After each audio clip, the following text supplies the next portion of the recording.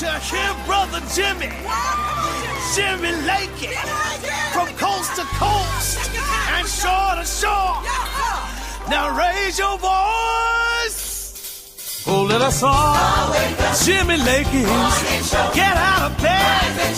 Jimmy Lakey, raise your voice. Jimmy Lakey, Lakey, hey, can't live without it with Jimmy Lakey. Jimmy Lakey. Well, top of the morning to you. I'm back, ladies and gentlemen. Good to have you here. Jaime Lagos behind the microphone, or as it says, the Lord of the live stream. Here I am, Jimmy Lakey behind the microphone, and you're in front of the speakers. That's the way the good Lord intended it to be on this glorious day he has made. You say, Lakey, where have you been the last couple of days? Well, we did the show Friday from the Big D, Dallas, Fort Worth, and did the big show Friday. All is well there. And then by Monday, I was so busy, and then by Sunday night, I had a head cold. I couldn't get over. My voice was shot. I was coughing and hacking up a lung. And I told producer Chad, I said, I think I probably better skip the show, or else my body is telling me I need to rest a little bit. So I rested on Monday. And then Tuesday was also a travel day, and I got back here. So here we are back in the house of Lakey. So if you've been following the journey, it's been a long journey around the globe the last several weeks, and a lot of travel. And I think Monday, my body just like, yeah, you need to take a little day of rest. So I did that, and here we are. Back on Wednesday, hump day, halfway till Friday. Kind of pushed everything that was early in the week has now been pushed back to here. Just messaged with Steve Laffey, and he's in Europe, and I finally got a message through to him. I sent an email, then I realized he's probably not checking his email, so I said, Steve, let's reschedule for maybe tomorrow or some other time. He's usually Wednesday because Laura Carna's usually Tuesday. And then Greg Lopez is going to join us. He's a candidate for governor. So we got lots of things. It's all kind of log jammed. Log jam. And we're going to get it all in here. I promise you we shall. All right, as I mentioned, Laura Carno's coming up here in just a few minutes on the program. Carno Tuesday for today only has become Carno Wednesday. Glad to have you here. Have you been enjoying the new interviews? See my voice kind of cracking, still a little sore. Have you been enjoying the new interviews that we've been putting up on the podcast platforms, the iHeart Radio app, the Spotify, the Apple Podcast? A lot of good traction out there. If you haven't subscribed, don't forget this show here, as soon as it's done, goes up into the portals of the internet, and it gets logged on to all the podcast websites. So this actually becomes a podcast and not just the live stream that you're watching now. And also then we have other interviews. We did an interview several weeks ago with L.A. Marzulli. And that interview launched up there yesterday. So if you missed that the first time, you got to go see it. Look up Lakey Unleashed on all the platforms out there. Again, Spotify, iHeart, etc. That would be the key. That would be the key. Go look up Lakey Unleashed, and you can get a subscription. It's all free. No more Patreon page. No more paid subscriptions. This is all free stuff. And the L.A. Marzulli interview from several months ago, is up there now. And that talks about the Nephilim, the sons of God and the daughters of man. And it goes from there. You want to see that interview if you haven't seen it. So go search for Jimmy Lakey Unleashed. I'm spitting because I'm so stopped up in my head. I was up early this morning. Chad said, we have a pregame meeting, and we had a pregame meeting, and I said, I was at Walgreens at 7 a.m. this morning in the Mountain Time. So when they opened, I'm like knocking on the door, getting some more head cold medicine. So it's okay. Don't panic. Don't fret, my friends. I am not contagious through the microphone. I promise you I am not, but I'm a little bit stuffy this morning. All right, good to have you here on the show. A couple of news stories we want to dive into. Here we see the story Michael Benett. Michael Benett is our worthless senator from the great state of Colorado, and Michael Benett has decided to run for governor in the great state of Colorado.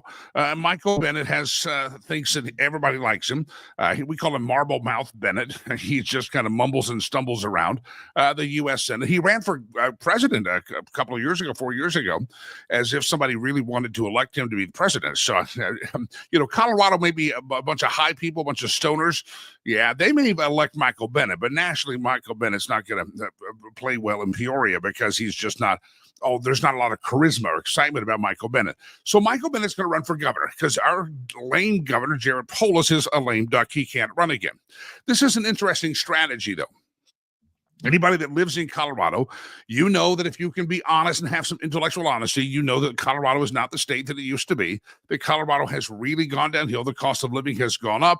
The quality of life has gone down. It is not the state that it used to be. We lead the nation in several areas of crime and just degradation. It really has gone downhill under the leadership of Jared Polis. He has done a lot to destroy this wonderful and magnificent, beautiful state that he has. So Michael Benett wants to leave the Senate, and he wants to run for governor and become the next governor. And I think it's a very interesting strategy that he has, because his strategy in wanting to run for governor is he announces running for governor, but you would almost think that he's running against Donald Trump. You'd almost think that he thinks Donald Trump's been running the state of Colorado. Post after post, this is from the writer Corey Gaines at CompleteColorado.com. Post after post have Benett denigrating Trump, who's been president for all of 3 months. Benett outlines a series of ongoing problems that Coloradoans face. He says Coloradoans face a housing problem. Well, we do. Its cost of living is very high. Healthcare problem, and childcare costs too much in the state of Colorado. Schools and small businesses are struggling, because Jared Polis locked them down like a tyrant that he is. And unless you were a strip joint or a pot shop, you pretty much got locked down by the tyrannical Jared Polis. Parents wonder about whether they'll be able to raise their kids here in the great state of Colorado. Well, the interesting thing about Michael Benett and his strategy, talking about how bad it is, and he's admitting that everything I said has really gotten bad in Colorado. Michael Benett forgets that his dumbass party has been running the state for the longest time. That Jared Polis has been our governor for the last 7+ years, and Michael Benett has been our senator, and John Hickenlooper, another Democrat, has been a senator. And up until recently, the Democrats had super majorities in the state legislature. So it's just very interesting. This is what Corey Gaines writes. Benett interestingly leaves out the part about his fellow Democrats being solidly in charge of Colorado in the state government, as well as the previous 4 years of the Biden administration. And instead, he blasts Donald Trump in his announcement, saying that Donald Trump is not going to solve these problems. Well, the reason you have those problems, Mikey Benett, if you can get the marbles out of your mouth and out of your mind and comprehend this, the reason you have these problems is because your party has run this state into a hellhole. Your party, your Democrats, have run this state into a real mess, a real pickle, if you will. And it's interesting that he talks about how the cost of living and the cost of childcare and the education and the potholes and everything in Colorado, according to Michael Benett, has gone to hell in a handbasket. Please don't be fooled out there, my friends. If Michael Benett is complaining about the state of Colorado, then Michael Benett needs to recognize that it's his own party's policies that have led to the state of Colorado. So it's just a fascinating strategy where Michael Benett comes out and blasts, I'm going to do more of what Jared Polis is doing. I'm going to do more of what Jared Polis has done to govern this state. No, he's blasting how crappy this state has become under the leadership of Jared Polis, and yet for some reason not wanting to blame old brother Jared, but blame Donald Trump, who's been president for about 3 months here. So Michael Benett is a qualified and certified loon, is what Michael Benett is. And Michael Benett, if he had a moment of intellectual honesty, it would probably be a miracle. Lightning may come from heaven and strike us all, because if he could just be honest. Again, slamming all the things that are wrong in the state of Colorado, rather than say, if you elect me, we're going to continue to do the stuff that Jared Polis has done. He's done everything except that. He talks about it's a new time for a new direction in Colorado. It's a new day. It's a new time. It's a new place. We got to have a new way, a new path forward. And yet the path we're on, Michael, is the path that your party has been putting in front of us. Let me play. I don't play this yet. I'm going to play this a little bit for you. But here's another story speaking about how crazy the state of Colorado. We talk schools and potholes. We've been brushing on this just a little bit. Colorado House Bill 1312. And it basically is an infringement and an assault by the Democrat Party on parental rights. This is from our friend, attorney, constitutional scholar Rob Nadelson. He said in a recent column, I addressed House Bill 1312, which seeks to impose leftist gender ideology on parents. He says, I point to the fact it violates both the free speech and the free press guaranteed in the First Amendment. I also noted that it violates other constitutional rights, the rights of parents to raise their children as they deem best. Since then, several people have asked me to elaborate on the constitutional rights of parents to raise their children. And he does this. And I want to put this up here. It's at, I'll put it up at facebook.com/Jimmy Lakey fan page. Facebook.com/Jimmy Lakey fan page. And I'll get this up here in a moment. It's a constitutional scholar, Rob Nadelson, talking about what the left doesn't think you have, what Michael Benett, what Jared Polis, what Joe Biden, what Kamala Harris, what all these whack job AOC type Democrats don't think you have are constitutional rights to raise your children the way you see fit. You're supposed to raise them the way the state wants you to raise them. You're supposed to do with them and educate them and indoctrinate them in the topics that the state wants you to indoctrinate them with. And if you misgender them or you dead name them or you refuse to call Judy Johnny whenever it's actually a Judy, all this stuff in Colorado, if this passes, it can get your child's custody taken away from you. Because the state of Colorado, including Jared Polis, including that loony bin Michael Benett, all believe that parents don't have rights to raise your kids with the morality and the ethics and the guidance that you think they should have. So I want to put this up here. I think it's very important that you understand that it's not just some wacky lunacy in education and indoctrination, but there is a constitutional right that you should have in raising your own children. Now, it's an interesting juxtaposition of not just a constitutional right. Later on in the program, I'm going to play a video that was released by my pastor at the church that I happen to attend, Pastor Jim Bergen.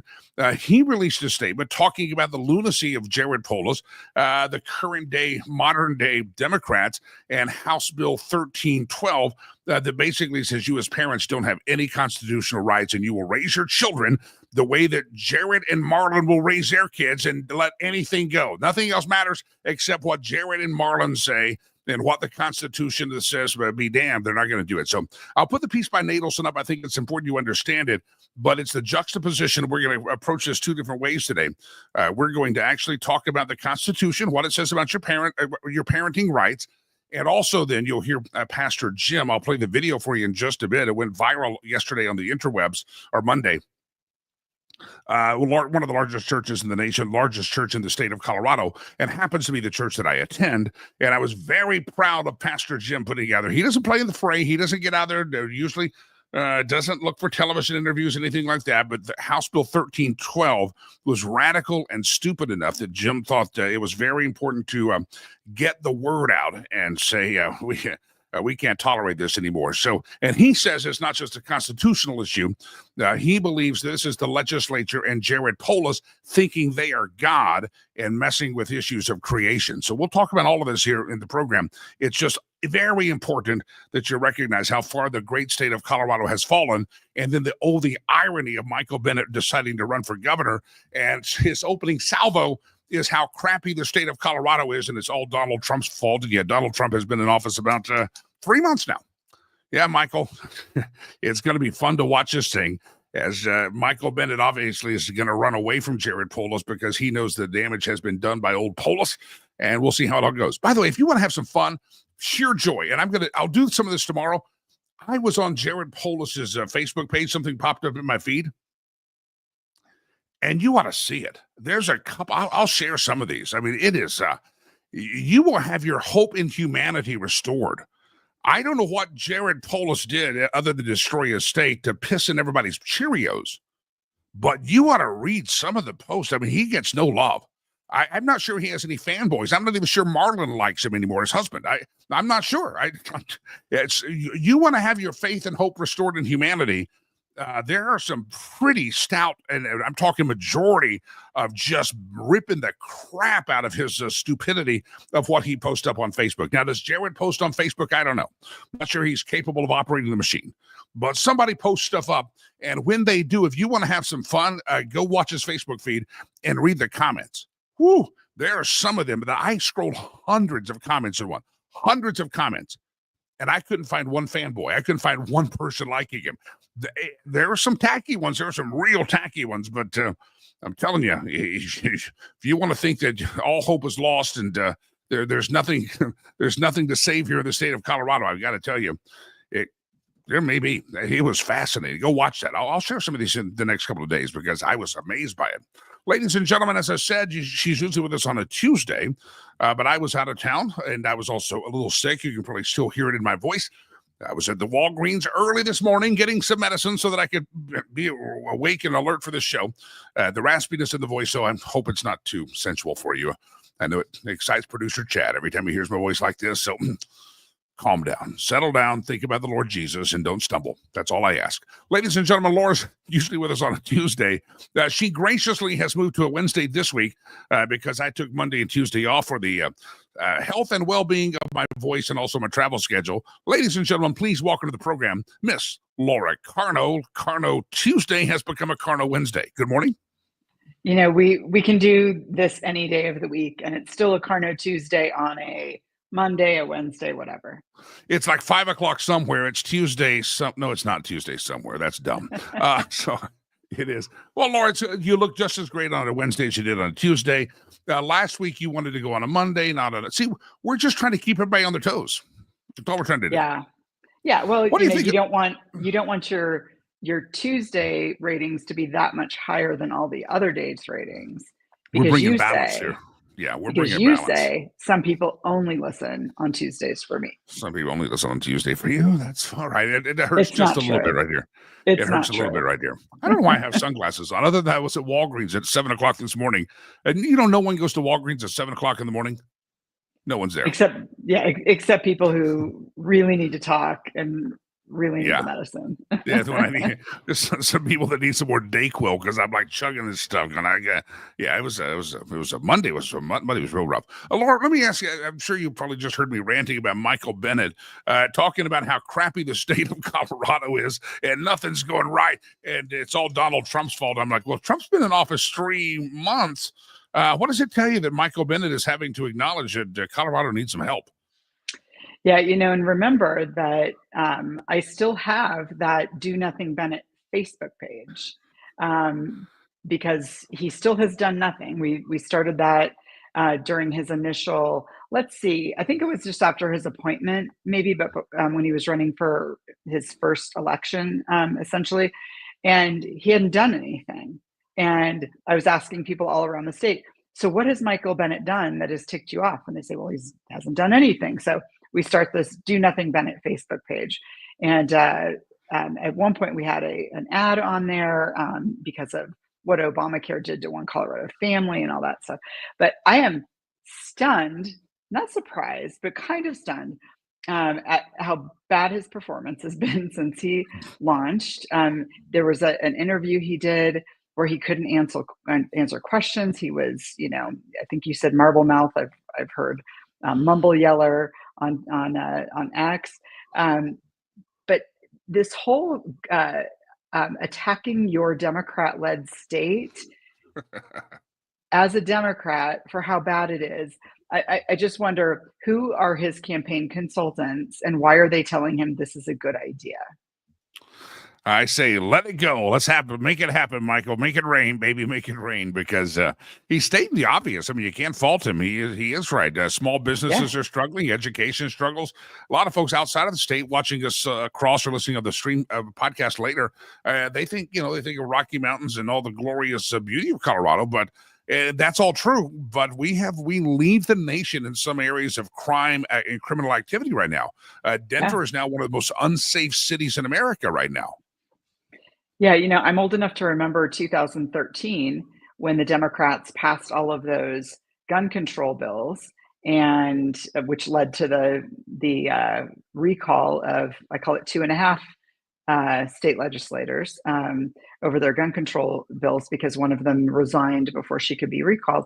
And since then, there have been, 13, 14 more gun control bills. And with every one of those gun control bills, the Democrats in the state legislature say, this will make us safer. This will reduce crime. This will make all Coloradans safer. Not only have they not made us safer, but as you say, the crime rate in Colorado has gone up and up and up. Part of that is gun control bills. Part of that is the soft on crime, slap them on the wrist when they do these terrible crimes. And that's just not okay. That's not an okay way to run a state. We absolutely need somebody better in there.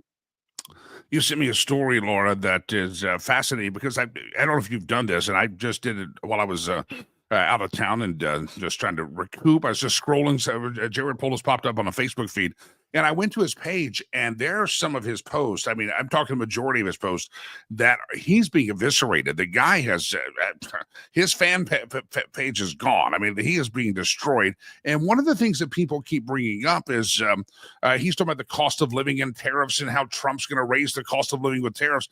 And they're like, oh, you mean like fees? Could Trump call them fees and get by with it? Because those who don't know, that in the state of Colorado, we have Tabor. You can't raise a tax without the permission of the voters. And so the legislature just calls all of our taxes fees. And the Colorado Supreme Court says, yeah, as long as you call them fees, it's okay. And so while Jared Polis was kvetching about the old tariffs and Donald Trump and using the talking points as somebody wrote for him because he couldn't create them himself, everybody, hundreds of people saying, oh, yeah, Jared, would you be okay if Donald Trump just called them fees? And then sure enough, you sent over a story from CBS News about we're going to have a new fee in Colorado that's going to supposedly save us money. So remember the Office of Saving People Money in the Jared Polis administration that never saved anybody money. He just likes to say things like this. So we've got taxes, we have fees, as you just mentioned, and then there's another construct in Colorado finance called an enterprise. So you can put a whole bunch of stuff in an enterprise, like a hospital enterprise or a this or that enterprise. And what that does is then that takes it out of consideration for Tabor. So if they spend a whole bunch of money in an enterprise, it takes it out of all of those calculations. So the new enterprise, and I had to read the article a couple of times because basically it would be a fee on your car insurance in order to save you money on your car insurance. So they've got this whole complicated BS story about they're going to take this money that you pay in this new car insurance enterprise, and they're going to do things that make everybody safer on the roads so that we're a safer state and everybody's car insurance goes down. So all I see, Jimmy, is it is a new enterprise taking a bunch of money out of the Tabor calculations, and we're all going to get a new fee, in addition to all the other fees we pay, a new fee on our car insurance. And they have the gall to say it's going to save us money after they just charged us on our car insurance. And when I sent it to you, I said, this is in the government ruins nearly everything file. This is just bunk. And Jared Polis and these soulless Democrats out there in the state will actually go out there. And sadly, there are people who believe, oh, look, they're saving us money on our car insurance. How they do that? Well, they charge us a fee so that we could say it makes no sense. But people buy this stuff, and they buy the stuff they're selling, and yet it's not helping the state. That's why Michael Benett has to talk about how horrible it's become here. It's unfortunately, Laura, the people buy this stuff, and they'll keep selling it.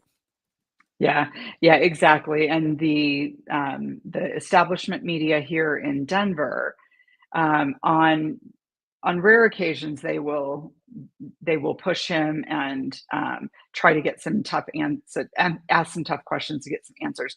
But by and large, they look at the press release and they say, "Oh, look, this fee is going to save us money," and they just tout the talking points. Yeah. You sent me another story that ties right back kind of into our governor's race here, because I think what happened 5 years ago in America was crimes against humanity, the COVID, the lies, the lockdown, 2 weeks to flatten the curve, 7 days, all this stuff, wear a mask, 6 feet apart, grandma can die alone in her hospital bed because you don't want to give her the booger cootie virus, all the stuff that they did just 5 years ago. And really nobody's ever been held accountable. We handed out pardons and said, well, let's make sure Dr. Fauci doesn't get prosecuted for crimes against humanity. But Jared Polis was a part of it. He will pretend that he was a libertarian, easygoing governor, and yet until the baseball game decided to come here, he had us locked down tight. He had the Supreme Court had to tell him that he couldn't tell people they couldn't go to worship anymore. I mean, he violated the Constitution of freedom of worship. That said, you sent me a story, and we never need to forget what happened is that Dr. Fauci, maybe it's good he got that pardon, because it seems as if the New York Post says Dr. Fauci got rich during COVID. Yeah. while all of these small businesses were closing, and lots of people lost their jobs because of all the businesses that closed, and children lost years of education and socialization. Well, all that was happening. Dr. Anthony Fauci, the highest paid government official, over $1 million, more than the president of the United States, his wealth doubled from $7.5 million to $15 million in a few short years. So even if he earned $1 million, that's gross, not net, earned $1 million and saved every last dime of that, it's not enough for him to have doubled his net worth.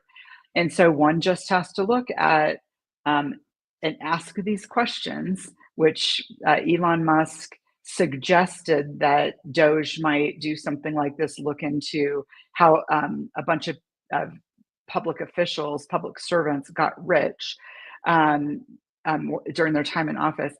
But the questions that you should ask in the Anthony Fauci case are, so all of the pharmaceutical companies who were given amazing latitude on, we can't sue the pharmaceutical companies if there was some sort of a vaccine injury, gave them all kinds of get out of jail free cards on that. Did those pharma companies pay Anthony Fauci bunches of money? Did they arrive at his house with a bag full of cash and say, hey, let's get this immunity in there, and here's this bag full of cash for you? Was it foreign countries? There are questions to be asked here, but almost nobody's wealth in the private sector doubled during that time frame. Certainly nobody in government work should have had their wealth doubled. And it's like you said, there were crimes against humanity committed.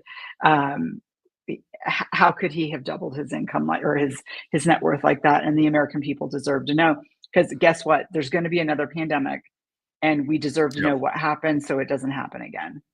It's one of those things that I was hoping, and maybe there's still time. I know they just have a budget bill and some other things, but I'm hoping that like Rand Paul will be given some authority. And, now that Fauci has been given a pardon, by accepting a pardon, you're basically admitting that you're free from all the crimes you committed. So you are compelled then to testify.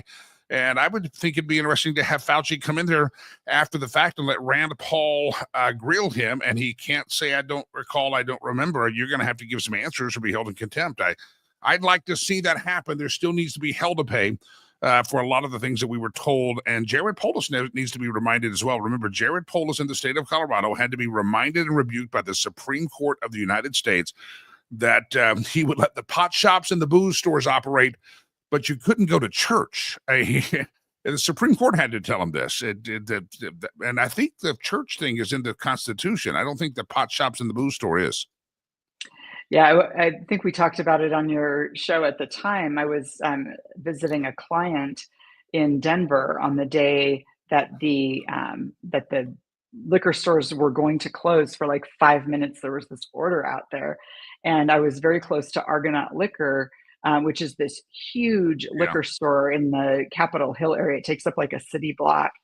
And so I drove past that on my way home from my client, and there were lines for blocks and blocks and blocks and blocks and blocks. And I don't remember what it was, an hour or 6 hours or 8 hours. There was some period of time where Jared Polis said, we're going to close the liquor stores. And then that went away. But yeah, you can't call yourself a libertarian and say, I'm going to take away drugs and alcohol from you. You can't leave your house, any of that kind of stuff. So yeah, we'll if he runs for president, we'll remind the country of that. Remember the Thursday or Friday every week that Jared Polis would evidently have a seance, and he would connect with the spirit of the booger cootie virus, and he would say, okay, restaurants this week, they can stay open until 9 o'clock this week. And then the next week, we can stay open until 11 this week. It's as if he had contact with Dr. Fauci and the spirit animals of the booger cootie virus. Every week he had a different closing time.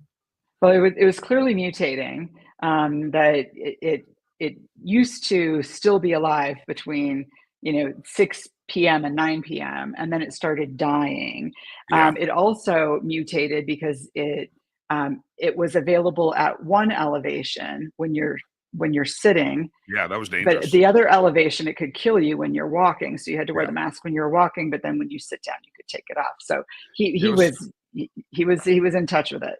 He was in touch with it. He was in touch with it. He's, I guess virus tracks virus. I don't know. Never mind. Laura Carna, a pleasure. SaferColorado.org. Safer Colorado, or excuse me, Faster Colorado. I got the wrong one. Faster Colorado. We help them protect the children out there. Laura Carno, FasterColorado.org. Next week we'll get back on a Tuesday. It really makes people up.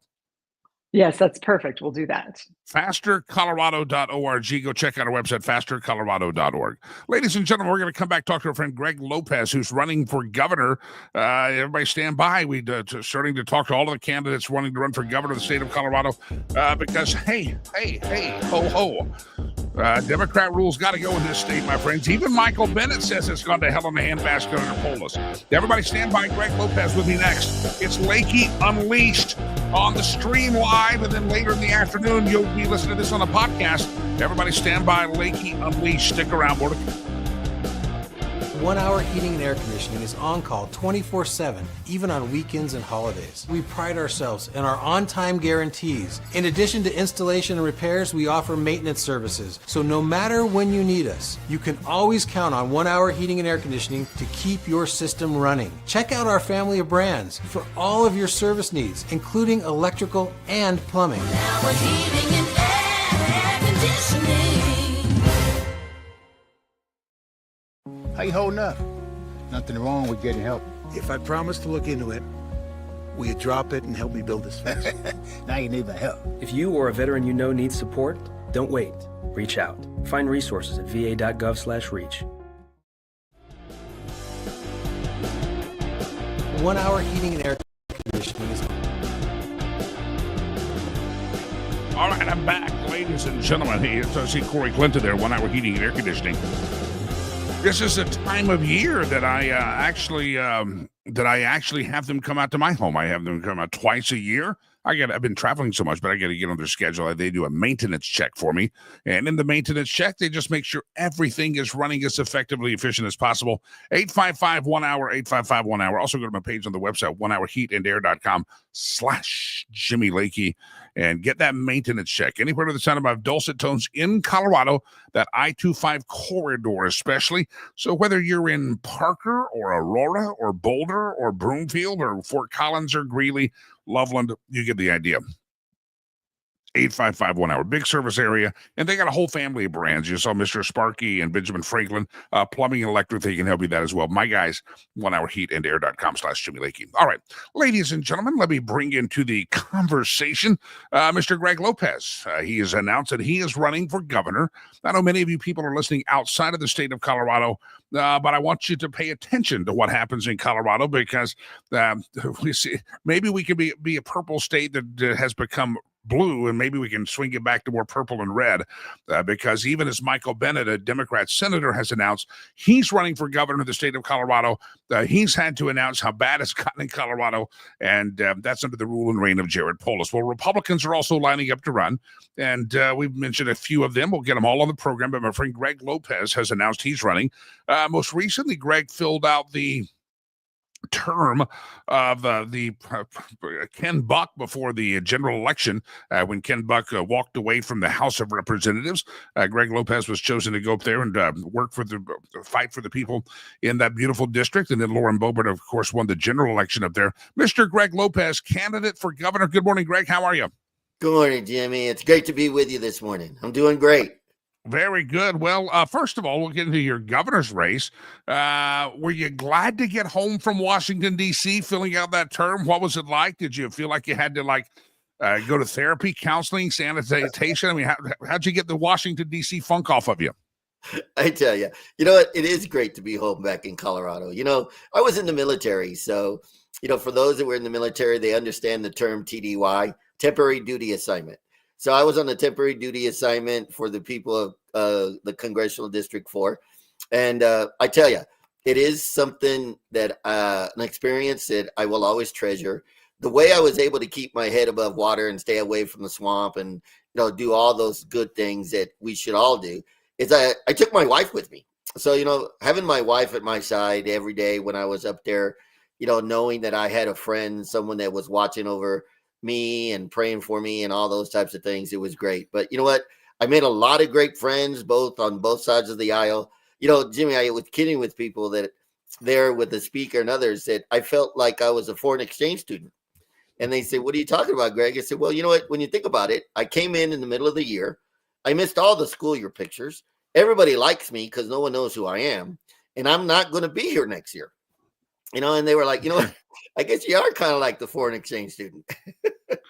What was the most shocking thing you learned up there? And I will get to your governor's race for sure, but what was the most, eye-opening thing we've all heard about with swamp? We know it's called the swamp, but maybe it's something pleasant. Maybe it's these Democrats are really nice people, or maybe it's dirty and more corrupt. What was the most shocking thing that you went, wow, I never expected that? I think the most shocking thing that, on the negative side is the pettiness that I saw from these adults, these individuals that are representing 740,000 people within their districts, that there were some that really couldn't have a conversation. They were so stuck in their mindset that they really weren't looking out for the best interests of the country. They were clearly playing the political arena, and that they were so much in step with their leadership on both sides of the aisle, which I found kind of interesting because I've always believed that there are three branches of government. And you have the executive branch, the legislative branch, and the judicial branch. But for all its flaws, I can tell you that it really feels good to know that in America, we still have a legislative process by which debate can occur and good decisions can be made. And so those was probably one of the things that, surprised me the most. I was thinking I was going to go up there and sit down with people that really were looking out for what was the best interest of the people here in America. And I found that was not necessarily the case. I've always kind of phrased it this way. Unfortunately, we have people that are supposed to go to D.C. and represent us, but unfortunately, they represent themselves and then come back and tell us what a great job they've done. They represent more of D.C. back to us and tell us how great it was there and how they fought for us, but they didn't. All right, Greg, you came back from showered, shaved, and cleaned up and washed all the Washington D.C. Stuff off of you, and then you said, "Well, I'm not done yet." You could ride off into the sunset, but now you've decided you want to run for governor. What is it? Michael Benett explained it in his statements that Colorado has gone downhill. Talk about the Greg Lopez decision to run for governor. Why?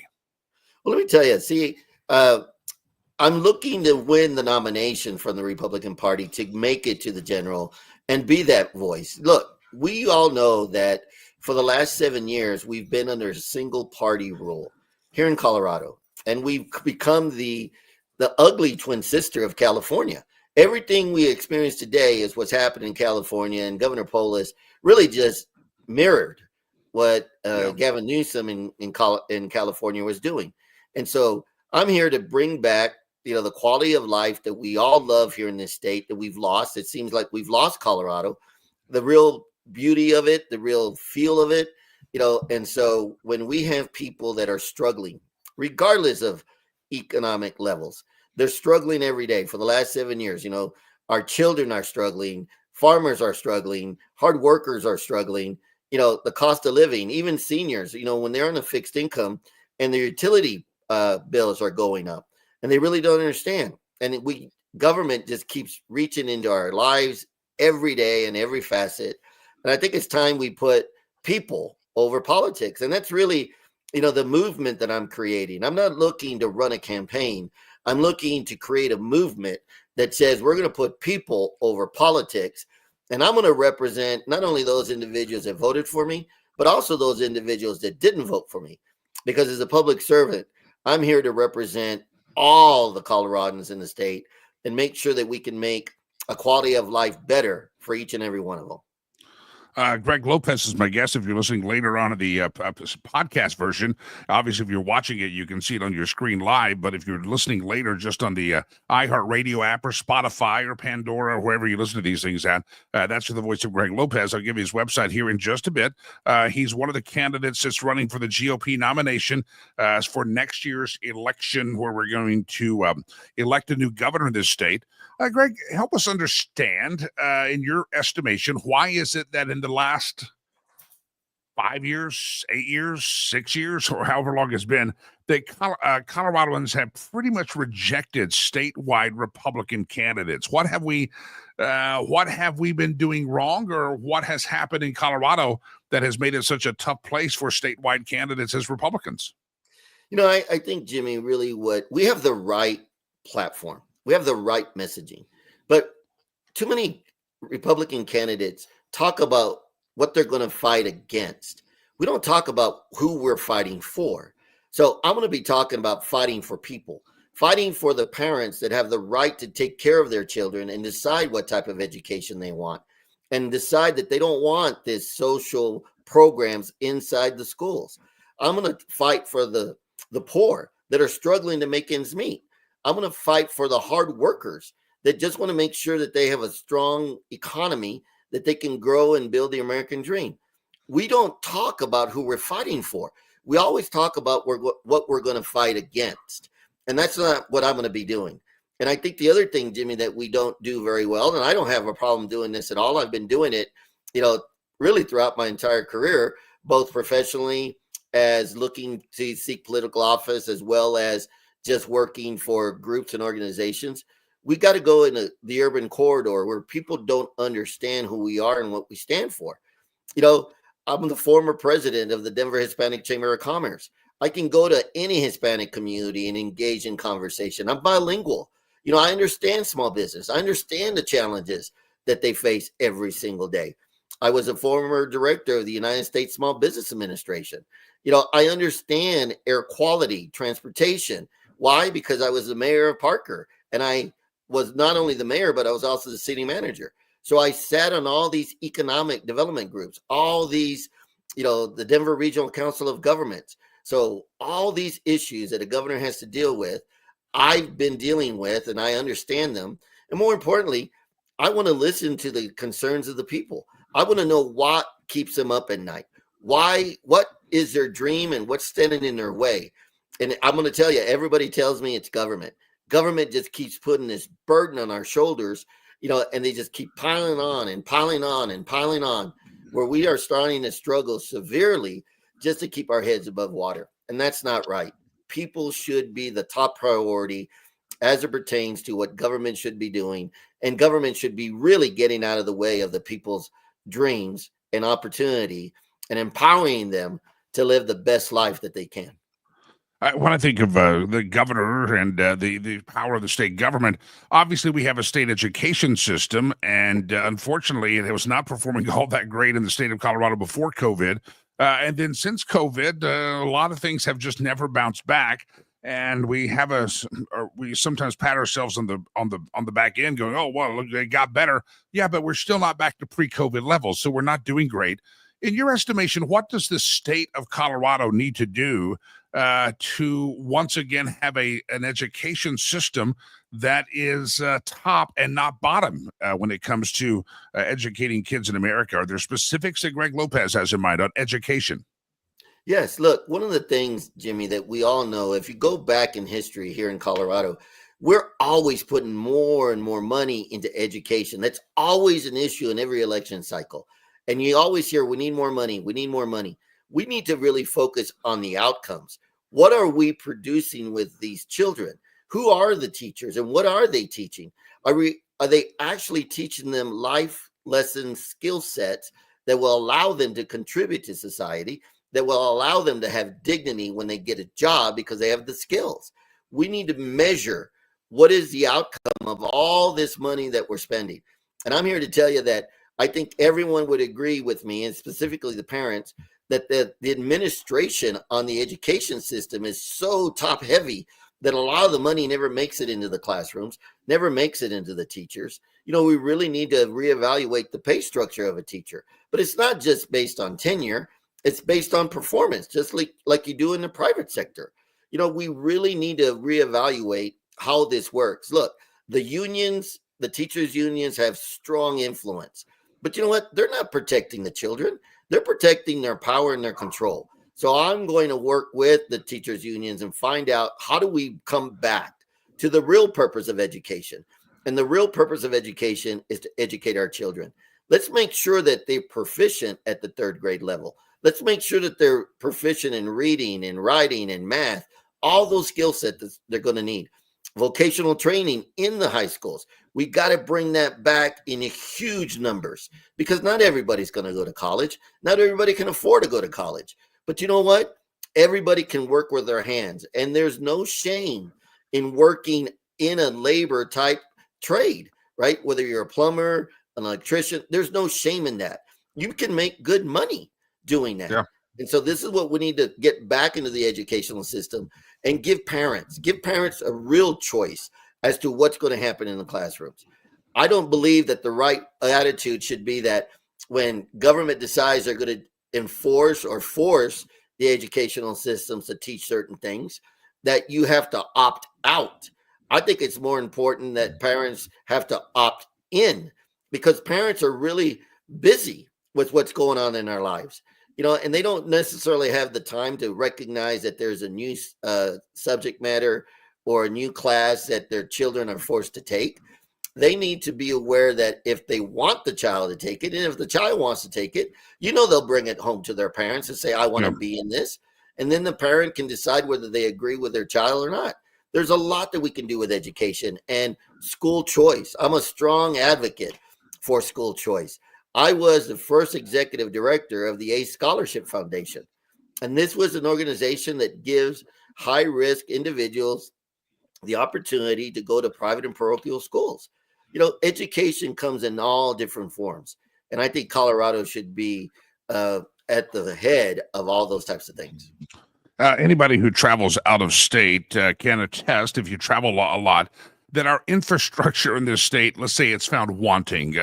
CDOT, I believe, I personally believe we have a DEI hire. Shoshana Liu running that thing is a favorite of Michelle Obama, and there's the DEI at work. It's not just the potholes. We haven't figured out how to stripe the streets. I mean, they have reflective quality, and they get plowed down, and then we never restripe. It's a mess. We don't have enough lanes. We have more in bike lanes and green space than we do in big construction projects. We do big corridor expansion, and we maybe add an HOV lane. We have problems. We have a lot of people that moved to this state, and we don't have the internal infrastructure, not just in the metro area, but really anywhere. The I-70 corridor to the mountains.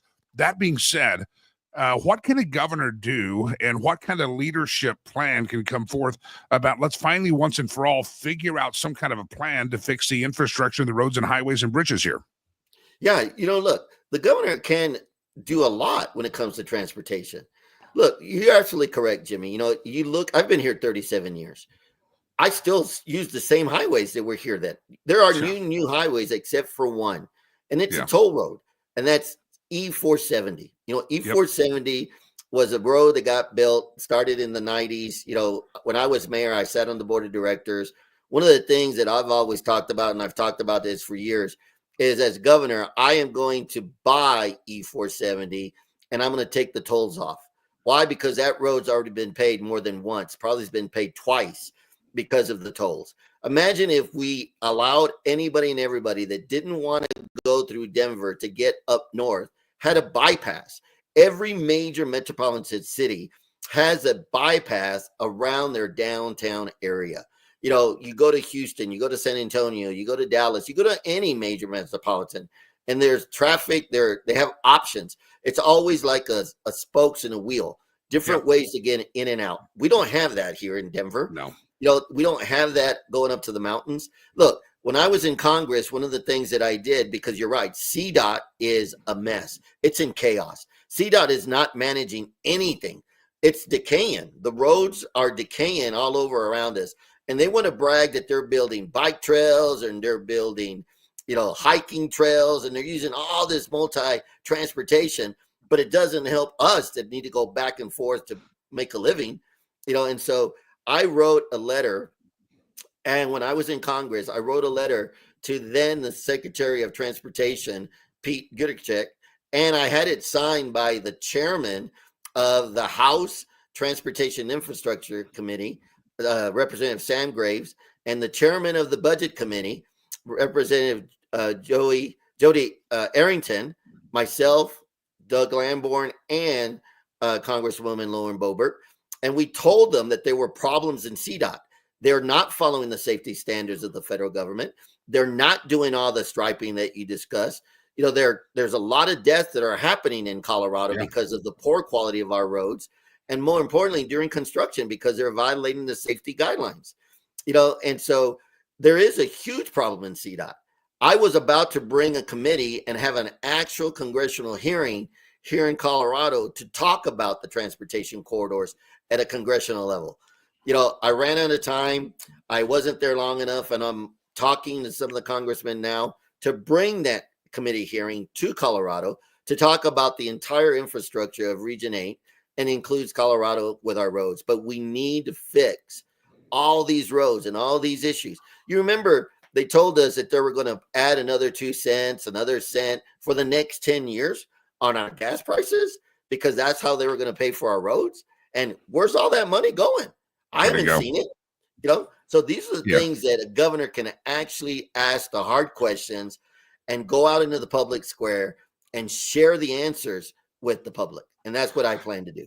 I'm glad you brought up the federal standards of highway construction and all the things, because people think I'm just being critical of CDOT. No, it is not this way in other states. We are behind the 8 ball. We have a feckless little governor that won't call out his DEI hire and say you're fired because you suck. It is what it is. I mean, that's what needs to happen. One more quick topic. I want to get to your website, and I'll have you back on, and want to have all the candidates on because we need to make a great decision in Colorado and try to swing our state back with some real leadership. All these issues are very important: education, transportation. Another one is, how did the beautiful state of Colorado, first of all, let me go back before I do the next question. You've been here 37 years. I've been here almost 30 years, over 25 years. And think of that. A state that's grown as much as Colorado has added one new major highway in the entire state that whole time. That's right. How far behind we are in the transportation. And, we're talking an entire generation has added one highway. That's 40 years since a generation. It's crazy. It is. It really is. And if it wasn't for jurisdictions, because E470 is owned by 3 counties and 5 jurisdictions, 5 towns. It was their effort that created E470. And without it, look at where we would be. Because back then, Governor Roy Romer didn't think we needed it. And all the governors have never talked about true transportation infrastructure.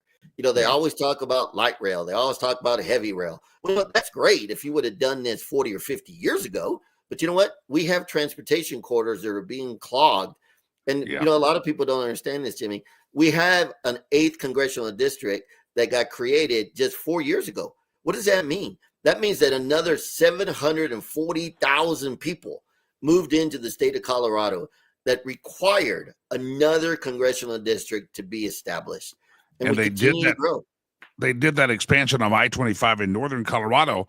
And that was 10, 20 years too late. And even so, when they did it, safer shoulders and a toll road. It's the exact same, 3 lanes are exact same number, even though that's the area that you have now, the 740,000 new people area.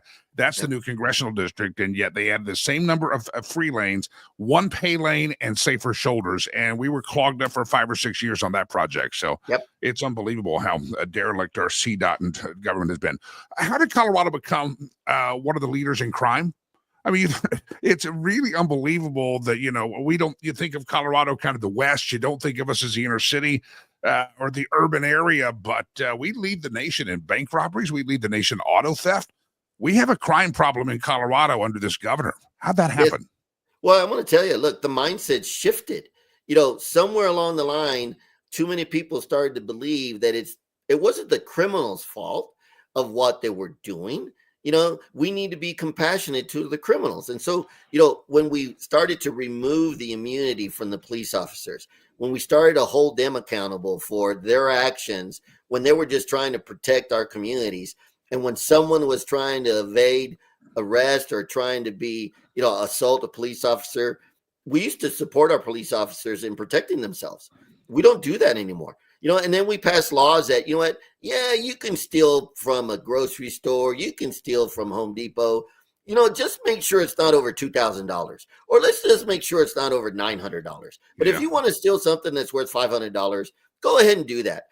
When you steal the car, don't worry about stealing the car. We'll give you just kind of like a misdemeanor citation ticket. We catch you, not a big deal. You probably needed the car. The person that had it probably has too much anyway to begin with. And so we shifted where we should focus.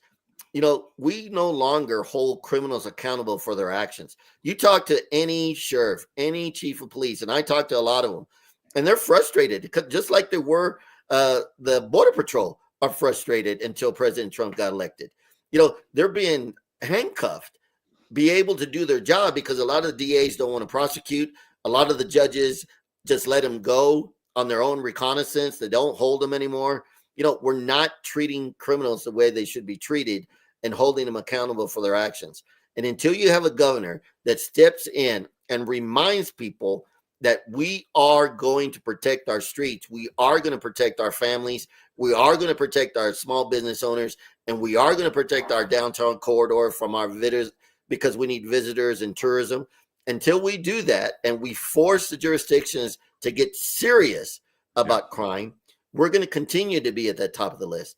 And that's not what Colorado's about. But that's why Colorado has become one of the most dangerous downtown areas that we've ever been before. Yep, the voice of Greg Lopez. Greg, your website, again, you're one of the candidates running for the Republican nomination. It seems like a long ways away, but I mean, people are going to start voting and really kind of picking their a lot of forums for the next 5, 6, 7 months and 8 months. A year from now, we'll be in the heartbeat of this thing. So it's not that far away. If folks want to learn more about you, I'll have you back on here anytime you want, and we'll be in touch. But what is your website? How do folks learn more about you? Just go to greglopez.co. Again, that's greglopez.co. Go to my website, follow us on Facebook. Again, we're going to create a movement across Colorado that we're going to put people in front of politics. And we're going to do this because we need to bring back the fabric of this state, the beauty of this state, the logical conclusions of how we solve problems in this state for generations, not just one election cycle. That is my goal, is we're going to establish a cornerstone and a foundation by which Colorado will become a state that we can all be proud of once again. greglopez.co. That's .co, Greg Lopez. Greg, as I said, we'll have you back on, and appreciate the conversation this morning, and thanks for your time. I appreciate you. Hey, Jimmy, it's always a pleasure to be on your show. I'm always happy to come back anytime you want. You got it. greglopez.co, greglopez.co. I don't have time to play all of this. We're going to do meme roulette here in just a second, but stolen meme section. But here's what I want to do. I'll play the section. I'll play some of this tomorrow. This is my pastor. This is how crazy the state of Colorado. Some of you out of the state are going, really? Has Colorado really become... Greg Lopez is correct. We violate federal policy when it comes to the way CDOT's operated. I mean, it's a feckless organization, a feckless DEI hire by the name of Shoshana Liu. Was a favor to Michelle Obama because Jack Liu, their former Treasury Secretary, wanted his daughter to get out of the basement and have a job. She's got a degree in history, which I don't begrudge undergrads in history. I have an undergrad in history. So please, I'm telling you, I don't begrudge that, but you don't want me running CDOT. But I think I do a hell of a lot better than she does. Anyway, it's a mess. The fact that you can't stripe the roads, striping the roads in Colorado should just be like the Golden Gate Bridge. You start at one end, you scrape them all off into ice and the snow, and then you start again in the next season. You start at one end of the bridge, and when you're done, you start again. But we haven't figured that out because we're run by idiots in this state. And just go out of state and you'll see, wow, some of these roads are lit up like it's a landing strip. And here in Colorado, it's you get reflections on a road, and Or they do construction, they change the lanes 14 different times, and the way the sun or the lights hit it, you can't tell which is the old stripe, which is the new stripe. We are run by absolute idiots in this state, and Jared Polis is a chief idiot. And Shoshana Lou's the idiot when it comes to our roads, and Coloradoans have been idiotic for electing these folks. You got to stop it. We got to stop this stuff. It ain't good. It's not good at all. This is how crazy the state, though, has become. I don't play just a snippet of this. I'll play the full thing tomorrow. This is my pastor, church I attend. It's called Flatirons Community Church. That's where I worship. That's where I go. And I was very pleased that my pastor stood up and finally stood up and said that the governor of the state and the Democrats of the state are out of control. And you'll hear he does this as an individual. He's not forcing his church to vote like him, but he says he's had all he can say. I'll play a snippet of this, and it's up on my Facebook page, facebook.com/Jimmy Lakey fan page. But you know it's getting bad in the state when the pastors and the spiritual leaders are having to call you out. You know it's bad when a pastor, any pastor, is having to kind of go with a huge following and give a public rebuke to your stupidity. Have you no shame, Jared Polis? Have you no shame, you Democrats down in the state legislature? You know it's pretty bad when the pastor has to go public and call out your behavior. I'll play all of this. It's up on my Facebook page. I want to play a snippet of this, and we'll play more of it tomorrow. We'll do meme roulette, but I just wanted to get this out there because it's very important that you pay attention to what's happening at the state legislature. House Bill 1312, we talked about it, and we'll talk more about it. But this is my pastor issued a statement, went viral yesterday, and I just want to play a snippet of it for you now. Go. Jim Bergen, and I have the honor of serving as the lead pastor of Flatirons Community Church, located in the greater Denver area. Well, I cannot take off that hat, nor would I ever want to. Today, I'm coming to you not in my official pastor role, but as a member of a much larger Christian faith community, as a father, as a grandfather of grandchildren in elementary and middle school. What I'm about to share with you is in no way an official statement on behalf of Flatirons Community Church or the official stance or position of the leadership, the staff, or the membership of Flatirons Community Church. These are things that God has convicted me about that I believe I must share with anyone who shares similar beliefs and values. If any leader or staff member or member of Flatirons Community Church would like to join with me in what I'm about to say, I'd encourage you to say so in the comments below, but more importantly, act on what I'm about to say. I'd also like to say this. What we're going to be talking about for some family is not a hypothetical or a political matter. They're wrestling with it every day in their home. And so I want to be very, very sensitive to those families who this is what they're having to deal with every day. And while it might be hard to hear some of what I'm going to say, I ask you to trust my heart that you are actually the reason that I'm making this statement today. So let me start with this. I am a huge advocate of the fundamental directive found in our founding documents of the separation of church and state, church and government.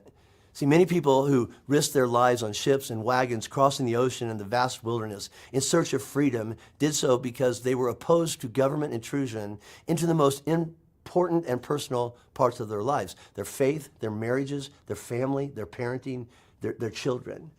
These are the most fundamental institutions and parts of our lives that were founded and ordained and given to us by God, our Creator. Over history, we have seen and experienced a repeated cycle where the government overreaches and tries to impose their political ideologies and agendas into areas of life that they have no right or authority to speak into or to rule. Our Constitution defines the responsibility of our elected leaders to represent the will and the good of the people they represent, not use their positions to pursue personal political agendas or social experiments. Scripture defines the role of government as put in place by God and accountable to God for the good of and the protection of the people in their care. That's Romans chapter 13. When a political entity oversteps their limits and tries to impose their ideologies into a theological arena, such as family or gender or the definitions around life, they have left that government lane and they've jumped into a theological lane. And when that happens, followers of Jesus must actively step up and do whatever is necessary to protect what is most important as defined by God, our Creator.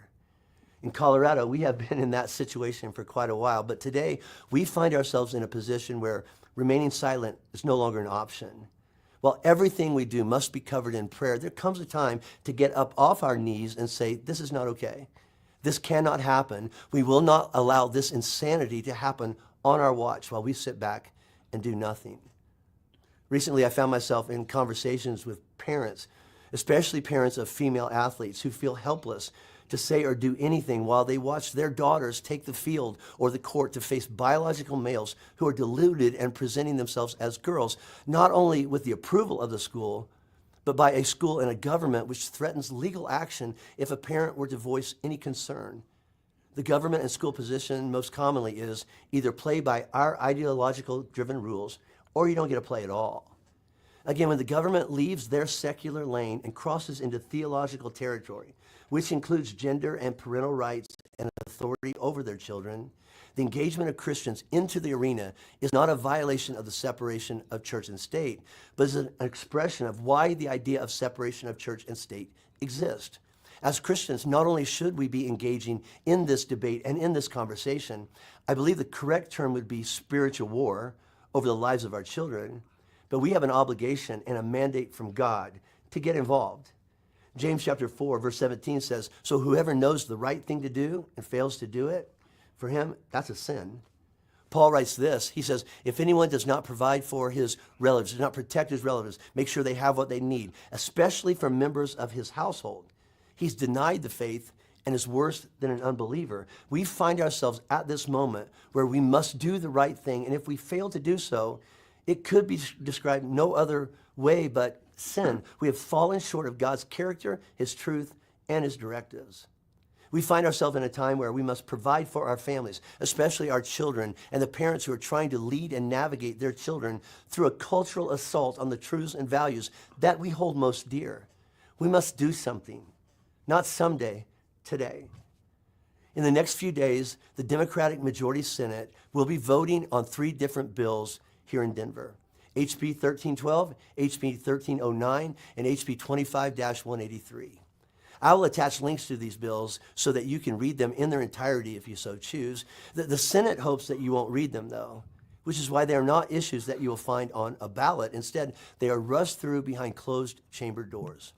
In these bills, you will see the government solidify their position that they will be the one to determine the gender of a child based on their perspective and on their value system. And you will also see the government weaponize their coercive strength and control, threatening legal action and consequences, including loss of custody, should a parent be accused of allegations, substantiated or not, of misgendering, which is refusing to say your son is a girl or your daughter is now a boy, or dead naming, refusing to call their child by their new gender-chosen name. This reaches beyond parents, but includes requirements of schools to do the same. And this is important. There is not a provision or an exclusion for faith-based belief systems, organizations to opt out. A parent or a church that is not gender-affirming and does not support a transgender minor by refusing to use compelled speech when making reference to their gender or their name could be subject to legal action, which for parents includes loss of custody. For churches and schools, it would open them up to lawsuits based on hate crimes. Hate crimes are what is being done to our parents and our children, and it must stop. While this issue is being voted on directly along party lines, this is not a Republican-Democrat issue. This is a spiritual, theological issue. Listen, this is me, not speaking for my church or anyone else, but I have made no secret that I believe that our current governor and the Democratic Party around him, all the way to Washington, has aligned themselves with an agenda that is directly opposed to the things God holds and defines as most sacred. This is not the same Democrat Party that my mom was a part of. This party is actively, violently attacking anything that images God, parenting, and our children, especially the gender and identities of our children. Christians, we must do something. The Apostle Paul, when he found himself in a legal predicament, didn't just take a position of, well, I'll pray about it and trust that it'll all work out with the Lord. No, he stood up and he claimed his right as a citizen and demanded his day in court so that his voice, his testimony, would be one more opportunity to preach the gospel in a courtroom that was designed to destroy and silence that same gospel. I believe that today we find ourselves in a similar situation and opportunity. Below, I have attached the emails of the senators who need to hear from you and your opposition to them passing these bills around gender, about family rights, and the... All right, I'm going to stop it there. Stop it right there. JimBergen.com if you want all the links. But I thought I said I was going to play a snippet of it, but I just got fascinated because it's a perspective of, well, you Christians are going to get involved in politics. No, they're getting involved in things that are God, creation, parental rights, and gender. And it's Jared Polis and his merry band of radical Democrats that are getting involved in areas that they are crossing out of this area of government and into the world of spirituality and persecuting and forcing churches and people to do things that go against their moral value because it's Jared Polis's morals. You have to have Jared Polis's morals, and you think of what those are, imposed on you. You have to have the merry band of Democrats impose their band of values on you, and you will adhere to their values or they'll take custody of your child away. These are scary people, my friends, and it's time that you let them know. And if you want to go learn, if you want to watch that video, go share it. It went kind of viral. It's Jim Bergen, Burge, and he's my pastor. I go to the church there. I hide out usually on a Sunday and try not to be too just hide out. It's a big church. It's not like we're all buddies there. But anyway, that's my place. But I was very proud of that video. JimBergen.com if you want to see. And he does send an individual letter to all of those Democrat senators. The Republicans have their heart and head right on this thing, but the Democrats down there, whether you're in Southern Colorado, Northern Colorado, they have, they're saying basically, screw you to parental rights. If you're a parent, the merry band of Democrats in Colorado don't give a rat's ass about it. And I would encourage you to let your senator know. And that was another reason that they're doing this under the cover of darkness. It's not getting a lot of mainstream coverage because they don't want you to know what they're really up to. But it's a real pain. House Bill 1312. We'll talk more about it. But if you want to see that video or see the links to the connections, easy aspect of link to the senator, go to Jim Bergen, Burgen.com. All right, ladies and gentlemen, it's time for Meme Roulette as my voice is slowly fading away as I missed the first 2 weeks of the first 2 days of the week because of my voice and because of just I was worn out. And here we are, ladies and gentlemen. It's time for Meme Roulette. This is where we go round and round the world we go. So get ready for this. Prepare your hearts for it. Now, before I do that, you ready? Before we do the memes, everybody waits for the memes. So you don't forget the memes. Before I do that, don't forget HomesWithSherry.com. HomesWithSherry.com. Sherry Cree is a realtor that I would recommend you greatly have a conversation with. Maybe you're ready to buy or sell this coming summer. Maybe you're thinking, is it time? Maybe you just have questions about the market. Maybe you're hearing this craziness and you're saying, I got to get out of the state. Well, I get it. Let Sherry help you get out of the state with as much money in your pocket as possible. HomesWithSherry.com. HomesWithSherry.com. She recently went to a party and she was the most popular and the least popular person there. The person that had sold their home, they were moving out of state in retirement to someplace more affordable. They were very happy. She got top dollar for their home and it moved very quick. They didn't have to languish with a house up for sale for a long time. But the neighbors were not very happy. They said, you sold their house too quick. We thought you would maybe drag this out over 6, 7, 8 months and we could have barbecues and stuff, but now you sold it so quick. She was the most loved and the most hated person at the party. They didn't really hate her, but they were surprised the home moved so quickly. HomesWithSherry.com, HomesWithSherry.com.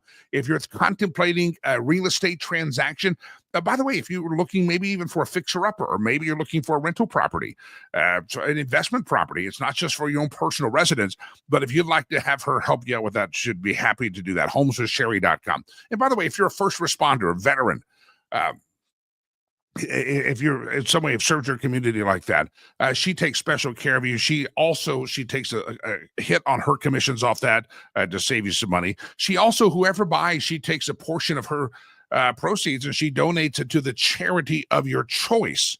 And if you're, listen, she special things that you have, maybe you're taking care of an elderly parent, or maybe you're a caretaker out there and you need a house that's more conducive to that.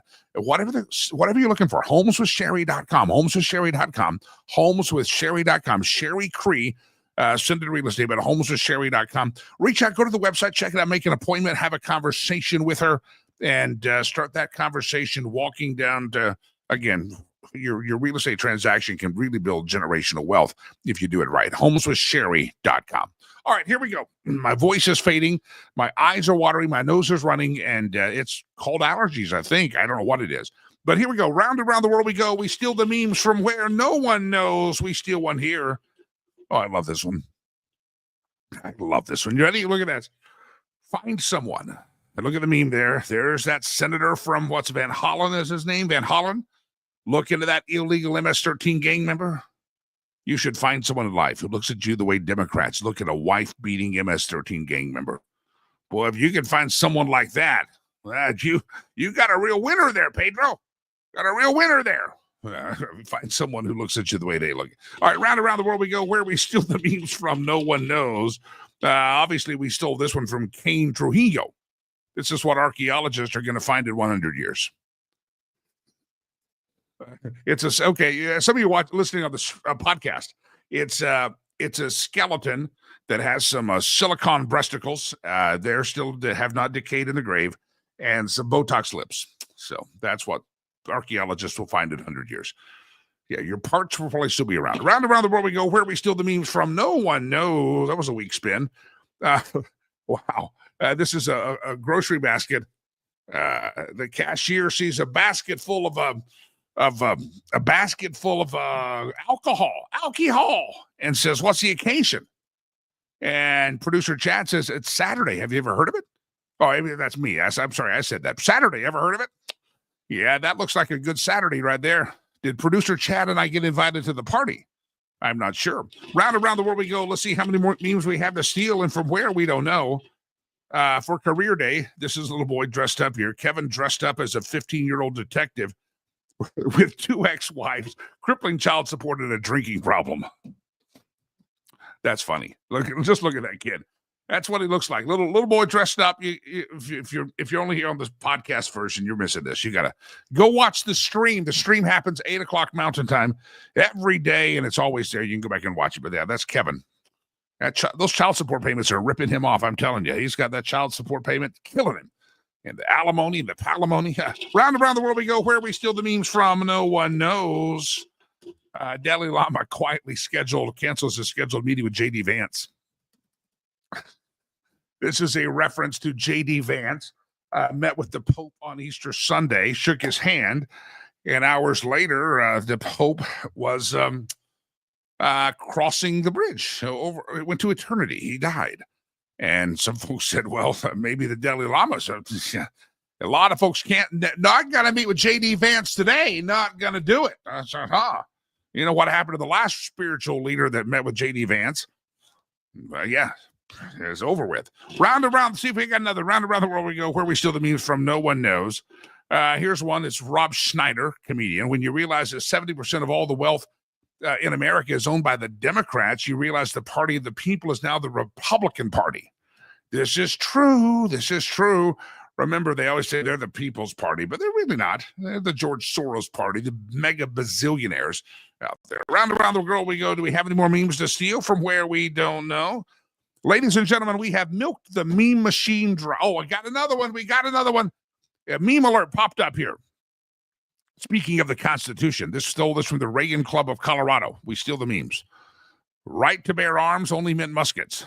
That's like saying your right to free speech was only meant to include the Old English spoken in the 1700s. Yeah, that's true. The right to bear arms, if that only meant muskets, it's like saying your right to free speech was only meant to include the Old English language spoken in the 1700s. I think we're out of memes. We'll make up more memes tomorrow. We'll steal some more. All right, ladies and gentlemen, it's time for me to take my next round of cold medicine. I hope I have not disturbed you too much with my sniffles and watery eyes and things. And I thank you for your forgiveness for me missing Monday and Tuesday's show. But good Lord willing, the creeks don't rise. We'll be back here tomorrow morning. I want to remind you, we are less than 1 month away from our casino gala at the Omni Interlaken Hotel and Resort in Broomfield, Colorado. It's a Rivers Promise event. It's all for fun. It's a fundraiser. Our goal is to raise a lot of money that night, but we're doing it in a fun way. It's casino games and just kind of learn to play the craps. So there's a poker element of it. We have some live music as well. Sinatra's going to be there. Literally, it's fun. It's a Budget Home Supply presents it.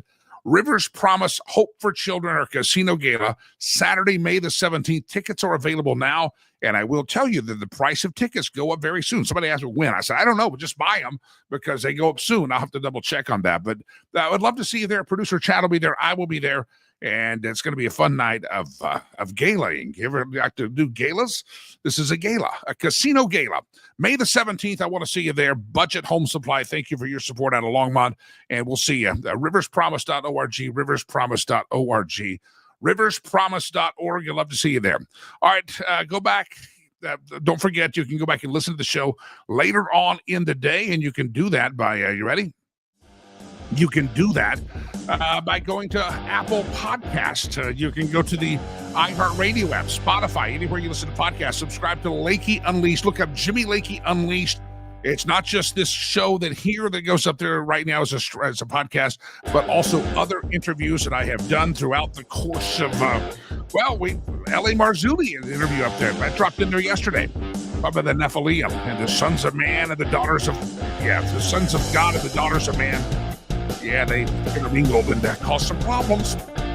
Go check it out. Lakey Unleashed, Jimmy Lakey Unleashed on all the podcast platforms. Everybody stand by till tomorrow. Until we meet again, I mean this from the bottom of my heart. May God bless you. May God bless America. I am the Lord of the live stream. I am Jimmy Lakey. Peace. I'm out of here. Adios, amigo.